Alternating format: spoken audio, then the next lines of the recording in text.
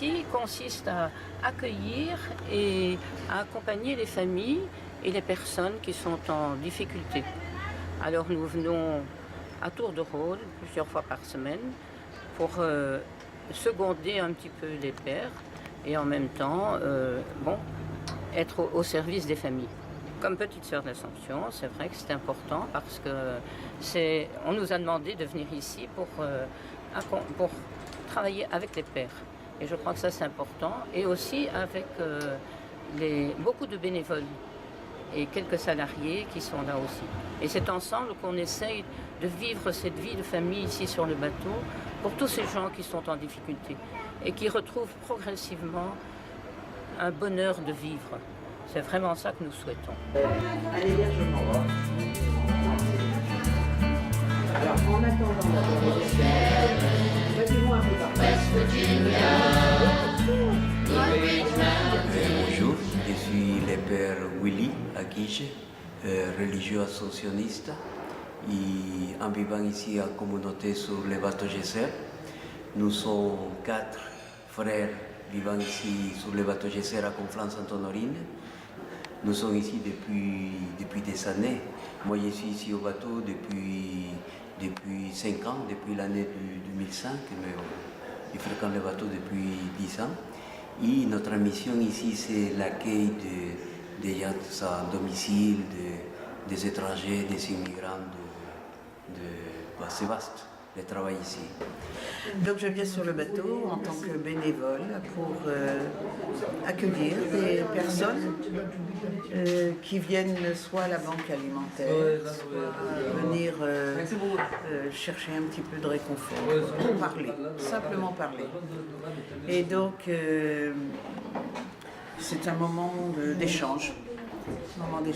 Et avec notre amie Gertrude qui aussi est là. Et c'est simple parce que la barrière de la langue est ici avec des Tibétains, c'est difficile, mais ça fait rien. Les regards comptent et c'est important. Voilà, alors il y a le café et il y a le vendredi, nous faisons un échange de savoir au niveau du tricot, de la couture, du dessin. Les gens s'expriment de cette manière et on échange nos savoirs. C'est un moment aussi d'écoute et de partage.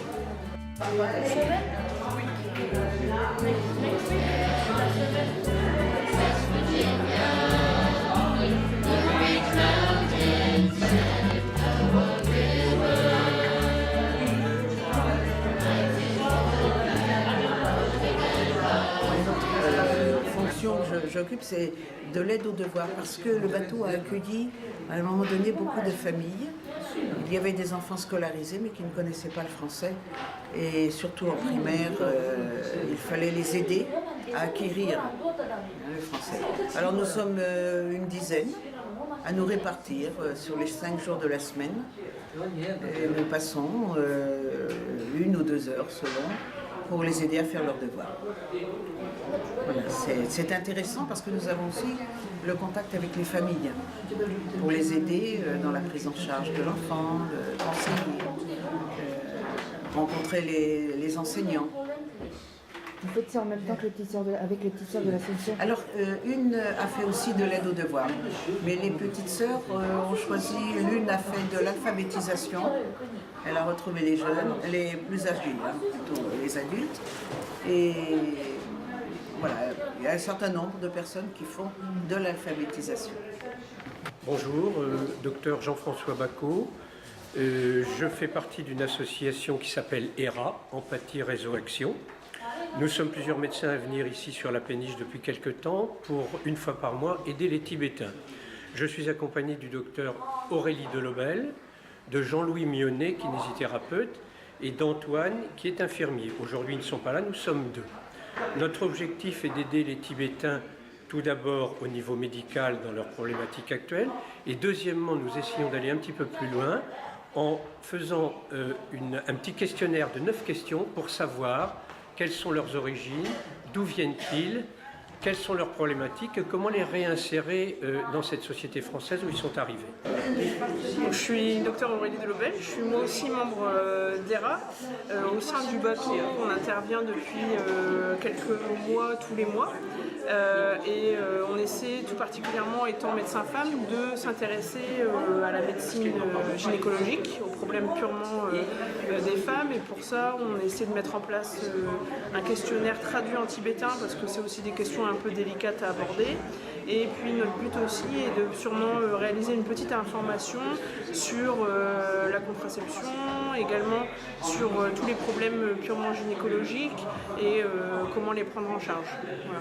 Donc c'est un peu ma spécificité au sein de l'association, parce que même quand on intervenait au Maroc, c'était aussi mon principal travail. Moi j'interviens bénévolement, donc en dehors de mon activité principale qui est de médecin généraliste dans l'Oise.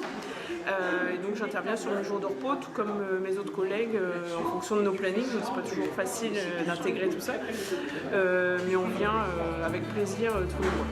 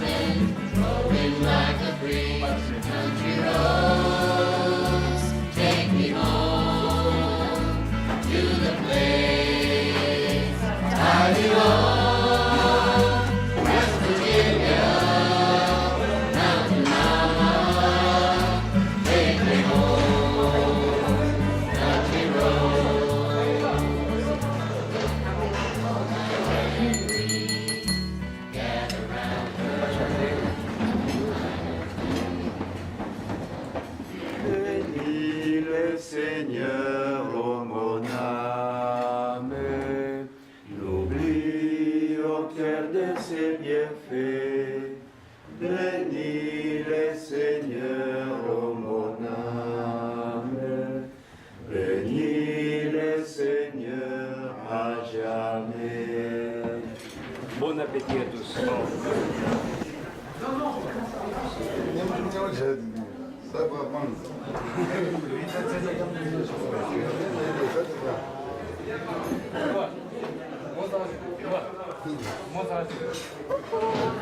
Je suis arrivée ici, c'était au mois de mars. Au début, j'ai appelé les 115. Par après, quand je suis tombée malade en sortant de l'hôpital, c'est à ce moment-là l'assistance sociale a appelé s'il y avait la place ici. En attendant qu'on trouve une autre place ailleurs, je souhaite pour plus tard, pour quitter, pour laisser des places aux autres aussi. Bon, je ne pensais pas trop durer ici, vu les démarches, la situation, les problèmes. Jusqu'à présent, je me trouve encore ici. C'est une dette morale aussi pour moi. Donc, je souhaiterais aussi que ça puisse continuer comme ça. Vu, bon, quand j'étais venue ici, en tout cas, j'ai pas la famille. Ici en Europe, j'ai pas la famille. J'ai pas la famille. Bon, quand je me suis retrouvée avec Bernadette, Marie-Rose, je me suis sentie que j'ai des gens qui pourront m'aider moralement aussi. Donc, ça me fait plaisir. C'est vraiment une dette morale pour moi. Ça, je ne peux jamais oublier de ma vie. Grâce à ma Berna aussi, j'ai connu la fraternité. Bon, je fais aussi partie de la fraternité. Là, on se rencontre une fois dans le mois. Une fois dans les mois, quand on se rencontre, là, on partage le verset biblique. On s'explique, on voit comment, bon, selon notre compréhension, on s'explique, on se donne des idées et puis on développe là-dessus. C'est aussi, en tout cas ça aussi, ça m'a fait du bien. Je me suis sentie vraiment intégrée dans une famille aussi. Intégrée parce que se retrouver ici en Europe seule, sans pour autant avoir quelqu'un qui pourra t'aider, c'est très très dur pour nous. C'est très difficile. Ça c'est toujours plaisir. Et puis comme nous sommes chrétiennes, c'est toujours la participation dans la vie de Dieu.